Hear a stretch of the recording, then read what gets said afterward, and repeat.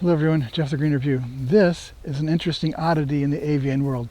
I think it's a greater gray wasp owl. It's an owl that feeds almost exclusively on insects, especially wasps. I've seen other large birds of prey like red-tailed hawks feed on grasshoppers, but that is rare. Most insect-eating birds are small.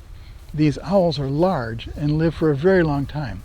One of the adaptations to being large and feeding on such a low-calorie and hard-to-digest diet is a sedentary lifestyle, and unusual for birds, a long hibernation period.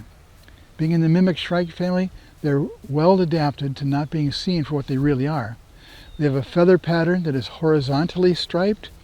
The feathers are arranged in rows that, when ruffled out, can encase any branches near where they are. It makes it hard to figure out which way they're facing. They seem to always be in a state of molting, so some of the feathers almost look like they're going to fall out at any moment. They often spend daylight hours with their heads tucked into their shoulders so that they appear headless. In an amazing state of mimicry, they have what appears to be a hole tucked down low between their folded wings and tail. This is an optical illusion. There is actually no hole. They are extremely black feathers that scientists are studying to figure out how so much carbon can be secreted into the feathers that they appear so black. If scientists can figure this out, they may be able to remove carbon dioxide from the atmosphere in an attempt to change the climate.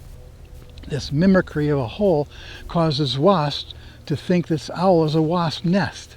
Instead of a nest, this is a sedentary owl that's waiting for the wasps to come in.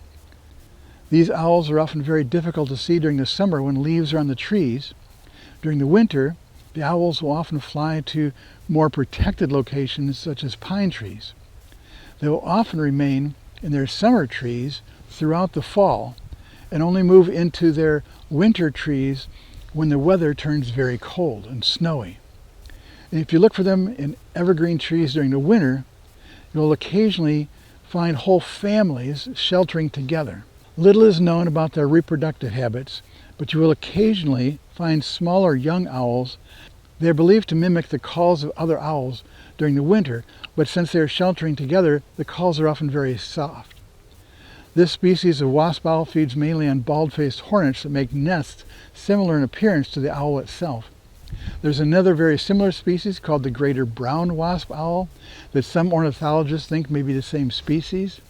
There was the lesser wasp owl, but now that's being determined to be the young of the greater wasp owl. The burrowing wasp owl feeds almost exclusively on yellow jacket nests that also nest underground. The avian world is amazing, isn't it? I encourage you to spend time outdoors to see what you can discover. And this is Jeff with the Green Review. Thanks for watching.